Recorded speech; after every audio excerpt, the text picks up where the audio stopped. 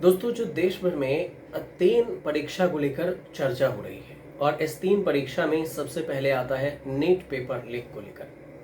NEET paper leak में जो update आया है, सीबीआई जांच कर रही है, गिरफ्तारी हो रही है, सरकार बयान दे रहा है, सीबीआई भी बयान दे रही है और जांच जारी है। 22 लाख से ज्यादा छात्रों के भविष्य अभी भी अधर में है।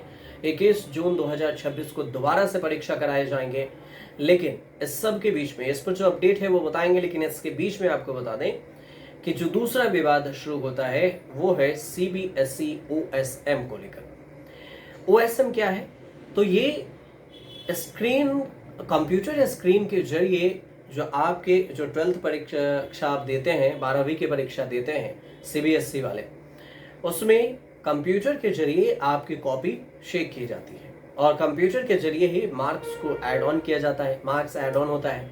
सबसे पहले इसकी शुरुआत 2014 में ट्रायल बेसिस पे किया गया था, लेकिन एक ही साल में इसे बंद कर दिया गया, ये कहकर सीबीएसई की तरफ से कि हमारे पास सिस्टम टेक्नोलॉजी इतने एडवांस नहीं है कि जल्दी जल्दी इस पर काम किया जा सके। 2026 में जब सीबीएसई फिर से इस पर लौटी है ओएसएम प्रणाली को लेकर, तो इस पर काफी खामियां हैं और इसी खामियों को लेकर विवाद है। कई छात्र हैं जो सीबीएसई ओएसएम परीक्षा में उनके कॉपी को लेकर जो मार्क्स काटे गए हैं उसको लेकर उन्होंने 100 रुपये फंड देकर, 100 रुपये पैसा देकर उसको रीचेक के लिए डाले।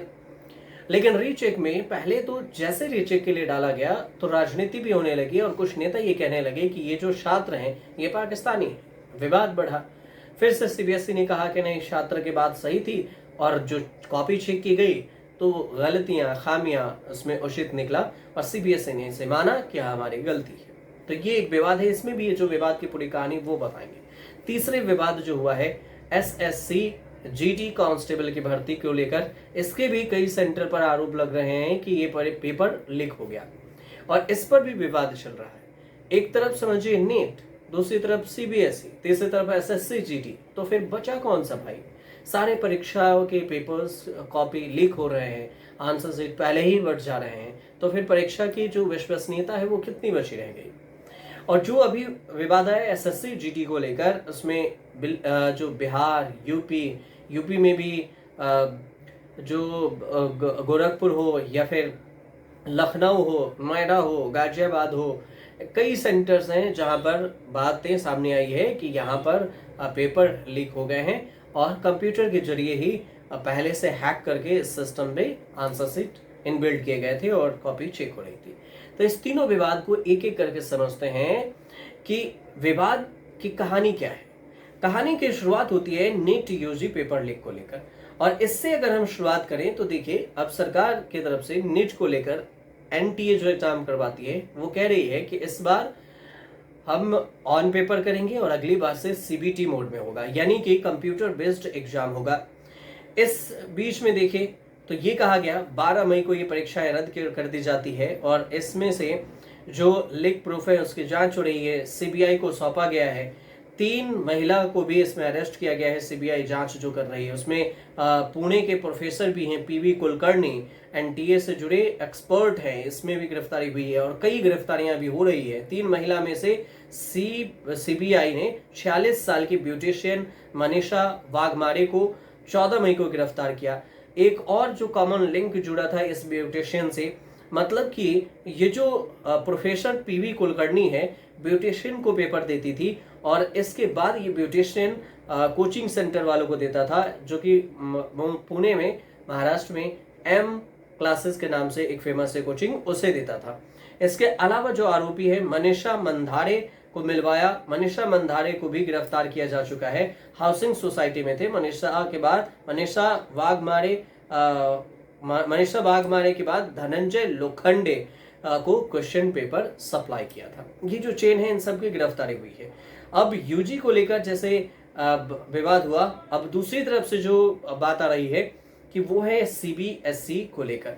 सीबीएसई को लेकर सीबीटी और ओएसएम जैसे मुद्दे पर चर्चा में से 1 जून को शिक्षा प्रणाली में जो होता है, 13 जून को इस पर सीबीएसई द्वारा 12th के परिणाम घोषित किए जाते हैं।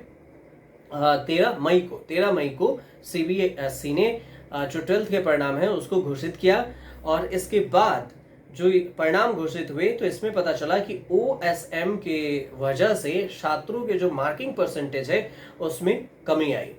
कमी में ये पता चला कि जो छात्र 12th में मार्क्स कम ला रहे हैं, IIT, AIEEE या फिर मेडिकल जैसे जो परीक्षाएं होंगी उसमें ज़्यादा मार्क्स, सबसे ज़्यादा जिसकी चर्चा हुई वो हुई कि AIEEE को लेकर कि AIEEE में ज़्यादा मार्क्स ला रहे हैं इंजीनियरिंग के लिए जो एंट्रेंस होते हैं, और 12th में स्टूडेंट फेल हो जा रहे हैं। तो इसको लेकर बात आई तो CBSE के पोर्टल पर तकनीकी भी खराबियां आई। 100 रुपये देकर जो जांच रिव्यू की जा रही थी वो भी नहीं हो रहा था। शिकायतें हुई, शिकायत के बाद CBSE ने अब इसे ठीक कर लिया, बोला अपडेट कर दिए हैं, और तब तक विवाद बढ़ चुका था।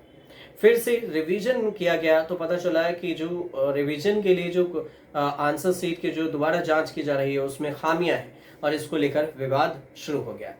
दूसरी तरफ से देखें कि नीट और CBSE के बाद एक आता है SSC GD कांस्टेबल को लेकर। SSC को लेकर भी विवाद हो गया, और GD कांस्टेबल का जो परीक्षा है वो भी रद्द करना पड़ा, और जिसमें नाराज छात्र वो गुस्सा गए, कई सेंटरों पर तोड़ फोड़ किए, सेंटरों को तोड़ दिया। और इसके बाद इसमें जैसे बिहार के मुजफ्फरपुर से भी बात आई है, और ये कह रहे हैं छात्र कि हम सुबह से 4:30 बजे घर से निकले परीक्षा देने के लिए, प्रेशर में कि अब हम परीक्षा देंगे और इस बार हमारा निकल जाएगा। पता चला कि 2 शिफ्टों में परीक्षाएं थी, और इसको पहले शिफ्ट में ही पेपर लीक हो गया, और अचानक से फिर इस पेपर को कैंसिल कर दी जाती है। 18 मई को कानपुर में एक सेंटर पर परीक्षा हुई थी जिसे रद्द कर दिया गया, फिर पेपर लीक हो गया। और इसके अलावा देखें तो बिहार में भी लीक कर दिया गया, और इसमें बिहार में भी पेपर को कैंसिल करना पड़ा। इसके अलावा देखें तो नोएडा से लेकर रांची से पुलिस ने सॉल्वर गैंग को गिरफ्तार किया। 4-4 लाख रुपए में GD परीक्षा नकल करवाकर पास करवा रहे थे। कुल मिलाकर छात्रों में SSC GD परीक्षा को लेकर भी भयंकर गुस्सा है। सोशल मीडिया पर भी GD परीक्षा को लेकर जो सवाल उठ रहे हैं। तो यहाँ देखिए 10 से 15 लाख में नीट के पेपर बिक रहे हैं, यहाँ पर 4-4 लाख में SSC GD परीक्षा के पेपर बिक रहे हैं, और लीक किया जा रहा है। CBSE अपना सिस्टम काम नहीं कर रहा, और इस तीनों सिस्टम को लेकर NTA जवाब ठीक से देने के तैयार नहीं। जो नेट की परीक्षा करवाती है, CBSE अपनी गलती मान भी रही है, तो ये कह रही है कि अब सिस्टम अपडेट हो रहा है तो अब से ऐसा नहीं होगा, हम ऐसे काम कर रहे थे तब तक बच्चे परेशान हैं, गलतियां स्वीकार नहीं हो रही है। SSC GD की परीक्षा में से पेपर लीक की बात सामने आ रही है, और इस सारे मामले को लेकर अगर विपक्ष सवाल उठाता है तो सत्ता पक्ष की तरफ से और केंद्र में जो शिक्षा मंत्री हैं सीधे तौर से जिम्मेवारी लेने के लिए तैयार नहीं है कि हाँ हमने इसमें खामियां हैं और हम इसकी जिम्मेवारी लेते हैं। पता नहीं क्यों जिम्मेवारी लेने से पीछे हटते हैं शिक्षा मंत्री, जब ये सिर्फ इस साल की कहानी है कि उसमें भी 1 महीने भी नहीं हुए हैं, और 1 महीने के अंदर अंदर जो 3 परीक्षाएं को लेकर सवाल उठने लगे हैं, और जांच के घेरे में आ गई है कि ये पेपर नीट और SSC GD को लेकर तो जांच हो रही है। CBSE ने जो सिस्टम अपडेट किया है, OSM प्रणाली को लागू किया, उसमें कई तरह के खामियां हैं। खामियां ये भी गिनाए जा रहे हैं CBSE प्रणाली में कि अभी जो प्रोफेसर हैं या टीचर्स हैं जो स्कैन करके कॉपी को सबमिट करेंगे, उसमें उनको ट्रेनिंग नहीं दी गई है अभी ठीक से, और तब भी दे दिया गया है एडवांस टेक्नोलॉजी कि आप स्कैन कीजिए और उसे सबमिट कर दीजिए, कंप्यूटर अपने आप कॉपी की जांच कर लेगी, जबकि हर लैंग्वेज को कंप्यूटर समझ नहीं पाएगी, हर किसी की हैंडराइटिंग अलग होती है। तो ये सब खामियां आ रही हैं, और उसके बावजूद भी CBSE मानने को तैयार नहीं है OSM प्रणाली को लेकर। हालांकि देखना ये होगा कि इन सारे सिस्टम को लेकर आने वाले समय में क्या कुछ सवाल उठता है, और जो यूथ हैं, छात्र हैं, उनका क्या कुछ आगे का रुख रहता है। फिलहाल कोई राय हो आपकी तो आप हमें कमेंट बॉक्स में ज़रूर बताइए, और देखते हमारे साथ जुड़े रहिए, हमारे चैनल से जुड़िए और देखते रहिए हमारे चैनल को।